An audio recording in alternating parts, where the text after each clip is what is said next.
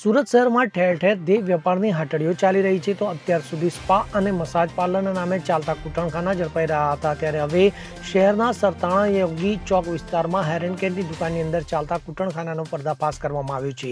તો મળતી માહિતી મુજબ સુરત શહેરના સરતાણા પોલીસ સ્ટેશન હદ વિસ્તારમાં આવેલા યોગી ચોક ખાતે પેલેડિયમ મોલમાં આલિશાન હેર એન્ડ કેરની દુકાનની આડમાં દેહ વેપારનો ધંધો ચાલતો હોવાની બાતમી પોલીસને મળવા પામી હતી. તો આ બાતમીના ભાગરૂપે પોલીસ દ્વારા આ જગ્યા પર દરોડા પાડવામાં આવતા દુકાનની અંદરથી 3 દેહ વેપારનો ધંધો કરતી હોવાનું સામે આવ્યું હતું, જેને લઈને પોલીસે તાત્કાલિક અસરથી આ 3 યુવતીઓને દેહ વેપારની પ્રવૃત્તિઓમાંથી મુક્ત કરાવી હતી.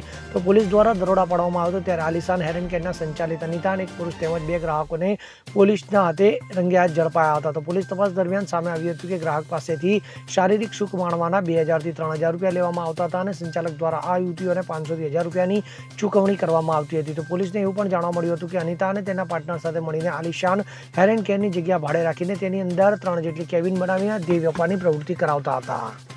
નરેશ સિમરન સાથે CN24 ન્યૂઝ સુરત.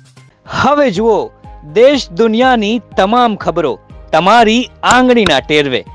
ઉઠાવો મોબાઈલ અને Google Play Store પરથી ડાઉનલોડ કરો અમારી CN24 ન્યૂઝ મોબાઈલ એપ.